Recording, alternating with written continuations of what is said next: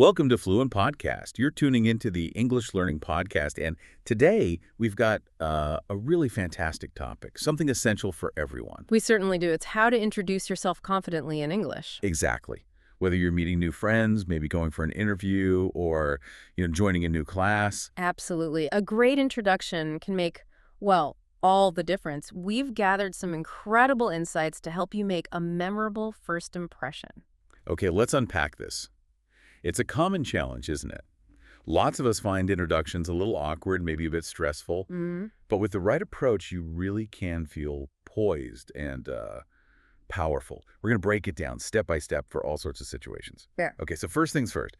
Before you even say a word, your body language is already talking. That's so true. There are kind of two parts to this, aren't there? What you say and, well, how you say it non-verbally. Right. So what's the first step there? Think of it like a formula almost. First, a genuine smile. If you feel it, of course. That's a good point. A fake smile can be. Yeah. It can be worse than no smile at all, honestly. People can often spot it, you know? Okay, now here's where it gets interesting, I think. Physical greetings.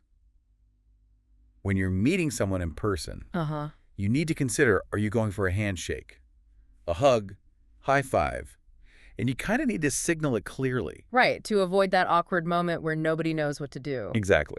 So for a handshake, you put your hand out clearly, sort of, blade it, show your intent. Yeah, make it obvious what you're initiating. So what about if you're not in person? Yeah. Like on video or even on a stage? That's a great question. A simple, visible hand wave from afar can work wonders. Really? Yeah, it acts as that nonverbal greeting. It helps the brain, perceive you as a friend, not a foe. It just kind of opens things up. Makes sense. And the last key nonverbal thing, you hear this term sometimes, full fronting. Ah, yes, full fronting. It just means angling your toes, your torso, and your head towards the person you're meeting. So fully facing them. Exactly. It shows you're engaged, shows respect. It works whether you're in person or even just on screen, facing the camera directly. It's like saying, I'm paying attention to you. Precisely. Okay, now let's move on to the words themselves, the verbal part. We'll start with the essential building blocks for pretty much any introduction. All right. First up, a quick greeting. Yep. Simple. Hi. Hello. Welcome. Just one word to start things off. Easy enough. What's next? What's really crucial next is your name. And here's the key. Say it slowly. Ah, yes. So many of us rush this part, don't we? We really do. We mumble it or say it super fast. But slowing down actually signals confidence. Okay. So if it's casual, just your first name is fine. Usually, yeah. But for more formal settings or if you're speaking to an audience, use your full name. Like, hi, I'm Vanessa Van Edwards, said clearly and, unhurriedly. Got it. Slow down the name after that. After your name, a quick positive word or phrase can make a big impact. Like what? Something simple, like, I'm so happy to be here, or maybe I'm so honored to meet you. It just injects a bit of positivity right away. Nice. Sets a good tone. Exactly. Then state your title or your reason for being there. This gives context. Right. So people know who you are in relation to the situation. For example, I'm the lead marketer here, or perhaps I'll be leading the call today. It just helps the listener understand your role quickly. Okay. Context is key. And you mentioned maybe adding something else. Yeah, if you're feeling brave and, the situation allows for it, a fun fact can be a fantastic icebreaker. Oh, I like that. It adds personality, makes you more memorable, and kind of breaks down barriers a little bit. Okay, so we've nailed the basics. Nonverbals, greeting, slow name, positive word, context, maybe a fun fact. But what other info could you share to, paint a fuller picture? Well, you can share your age if you're comfortable, though you don't have to give an exact number. Right, you could use general phrases. Exactly. Like I'm in my mid-20s or early 40s, something like that, if you prefer. Okay. And telling people where you're from, that seems pretty standard. Definitely. You'll want to mention where you're from or where you currently live. You can say, I'm from Canada, or I'm originally from Brazil, but I currently live in London. Gives people a hook, maybe find common ground. Precisely. And sometimes providing a brief overview of your family can help people get to know you better, especially in more social settings. How brief is brief? Oh, just something like, I have 3 family members, my parents and my sister. Or, I'm married with 2 kids. Just a quick snapshot. Got it. Now let's talk background. Education, job, experience. This is often key, especially professionally. Right. For education, you could say, I studied computer science at Stanford University. Or maybe more generally, I have a bachelor's degree in physics. And for work or your job. Lots of options here. I'm currently pursuing a career in digital marketing, or maybe my field of expertise is data analysis. What about if you're leading something? You could say, my primary focus is user experience design, or I oversee the development team. You can even mention career progression if it fits. Like how? Like, I started as an intern and worked my way up to a manager role. Shows growth. And experience. Just state the years. Yeah, keep it fairly concise. I have 7 years of experience in making videos, or I worked in marketing for about 9 years. Clear and to the point. Okay. What about the fun stuff? Hobbies and interests. Oh, absolutely. Sharing hobbies is a fantastic way to find common ground. It makes you seem more, well, human. So phrases like, In my free time, I enjoy reading, or one of my passions is hiking. Simple and direct. can you elaborate a bit more? Sure, you could say, I recently took up hiking as a way to relax, which gives a bit more context. Or, I have a knack for photography, suggesting a natural talent. And using words like avid. Yeah, being an avid traveler or avid reader shows real passion for something. It tells people a bit more about what excites you. What about describing your personality? That can feel tricky. It can, but it's really engaging if done right. You need some good adjectives. Okay, give us some examples. Well, you could say you're meticulous, meaning very careful and precise. Or driven, if you're ambitious and motivated. What about being calm? Level-headed is a great word for that, calm in difficult situations. Resilient means you recover quickly from setbacks. And open-minded shows you're willing to consider new ideas. Those are useful. And for professional settings specifically, any key traits to highlight? Definitely. Think about words like result-oriented. You focus on achieving the end goal. Or saying you take initiative. You solve problems before they escalate. Collaboration. Adaptability. Yes.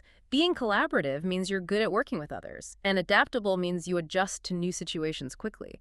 Many people also like to say they're dedicated to continuous improvement. Shows a growth mindset. Okay, one last thing for this section. Goals. You share those? It can be good, yeah. It gives people a sense of your future aspirations. You could say, one of my main goals is to start my own business, or I'm working towards earning my master's degree. It shows direction. Now, the beauty of a confident introduction is, well, how adaptable it needs to be. Right, you wouldn't introduce yourself the same way at a party as you would in a job interview. Exactly. We need to remember that conversations generally fall into maybe 3 categories: informal, semi-formal, and formal. Okay, let's unpack this with some examples. How about an informal setting, like a party or a casual meetup? Sure. You could say something like, Hi, I'm Marina. I'm originally from Russia, but I've been living in the US for the past 9 years. I work for myself, and I'm really into making videos on YouTube. See? Relaxed, gives key info, includes a passion. Nice and friendly. Another one. How about this? Hello, everyone. I'm thrilled to join this community. My name is Luca, and I'm a chef from Rome, Italy. I've just moved to this neighborhood, looking forward to connecting with all of you. Positive, gives context, expresses connection. Perfect for joining a new group. Okay, shift gears. A formal setting, like that job interview we mentioned. Right. Much more focused. Maybe. Good morning. Thank you for considering me for this role. I'm Camila, a graphic designer from São Paulo, Brazil. My specialty is in creating visual stories that speak to a global audience. I'd love to apply my creative skills to your company's innovative projects. Very professional. Starts with a formal greeting, clearly states skills and relevance to the company. Precisely. Now, what about something in between? Semi-formal, like starting a new job or a networking event. Yeah, that middle ground. Okay, maybe.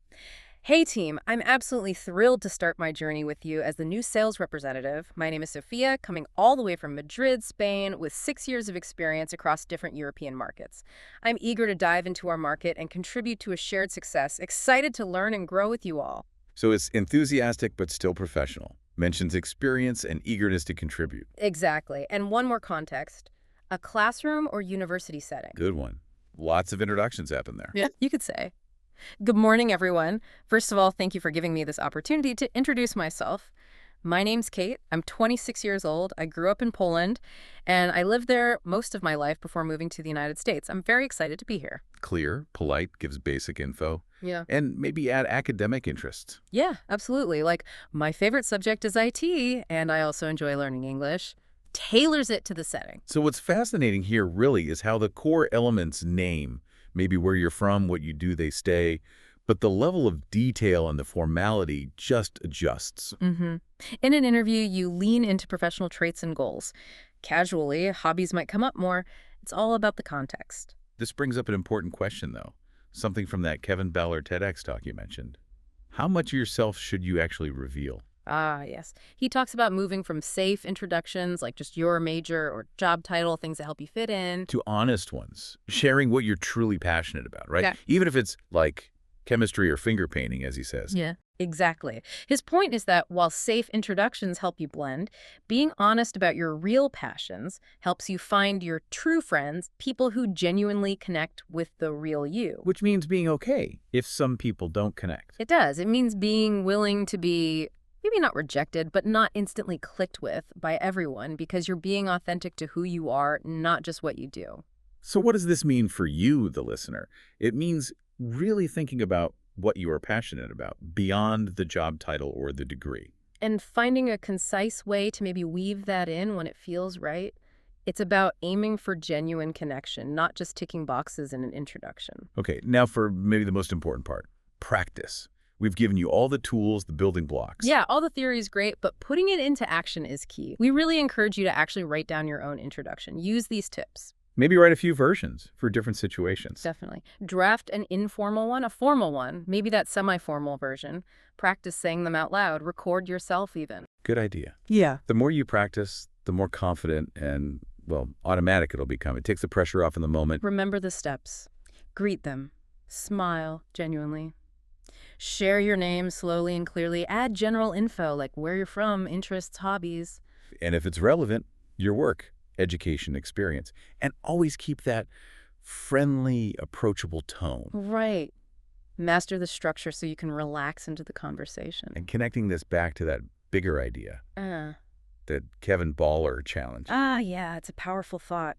How do you convey all of who you are, your core essence, in just a single sentence? His example was, "Hello, my name is Kevin Ballard, and I love it when people are truly happy." Which tells you so much about him, doesn't it? Beyond just a job title, it's a real passion. It makes you think, what would your sentence be? And that's our look at how to introduce yourself confidently in English for the English Learning Podcast here on Fluent Podcast. We really hope these strategies help you make a fantastic and authentic first impression wherever you are and whoever you might be meeting. Keep practicing, keep learning, and yeah, most importantly, keep being yourself. Until next time, we wish you confident connections.